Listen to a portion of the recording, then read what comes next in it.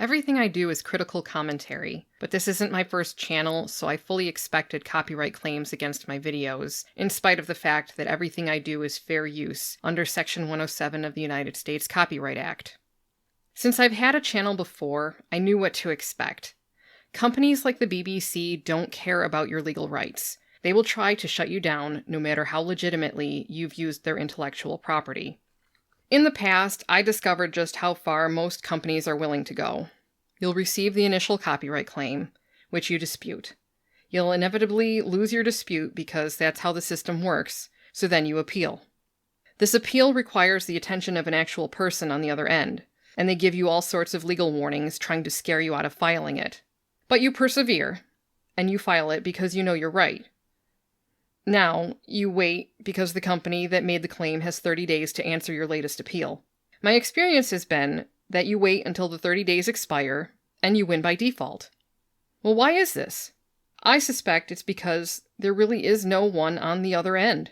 You've been fighting an algorithm the entire time, and when a human is required, there isn't one to be found. This is both good news and bad news. The good news is that your fair use rights are finally being protected. The bad news is that you've lost a month of possible monetization, which is everything in the world of YouTube. Since I'm just starting out, this makes no difference to me right now, but it will make a huge difference if I ever do get monetized. It also bothers me that these companies are getting away with stifling our rights, and they are doing an excellent job of making critical commentary unprofitable through the YouTube platform. That being said, I had a very interesting experience with the BBC regarding my video about the sexism in Chibnall Who. Ironically, they would have been better off leaving me well enough alone, but they didn't, so here we are. When I first uploaded my video, the only copyright claim I received was for the clip I used from the 2009 Christmas special, which was a David Tennant episode. Since I'm not a monetized channel and the video was still viewable, I just let it go.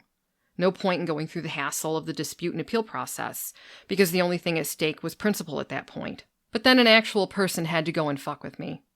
Nearly a month after I'd uploaded my video, a manual complaint was filed against that video for my use of 2 Whittaker Who clips. The first was the scene where the doctor shows zero empathy toward Graham when he tells the doctor how scared he is that his cancer will return.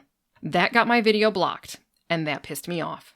Oh, but it was worth it, because not only did I win my appeal, but the other Whittaker copyright claim exposed something that I found to be very interesting. You see, there was a claim for the 2018 Doctor Who Christmas special, which was a real head-scratcher because there is no such thing as the 2018 Christmas special. What aired that holiday season was the very first New Year's Day special on January 1st, 2019.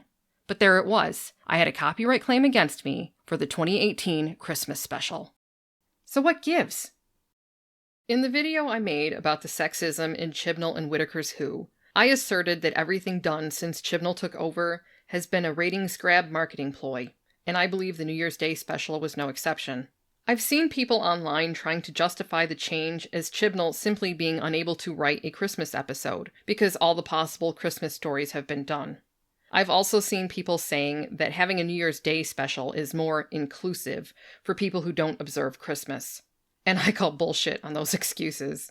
The truth is that the BBC wanted to do everything they could to separate the Chibnall reboot of Doctor Who from the previous decade, and this included doing away with the Christmas episode. They also banked on a New Year's Day episode bringing in higher ratings than one that aired on Christmas. Maybe it did, but we'll never know for certain. Regardless of the reason, the ratings have dropped since then because the stories are terrible. All of their machinations and scheming could never change the fact that Chibnall Who is terribly written garbage that has zero respect for the franchise or for the fans.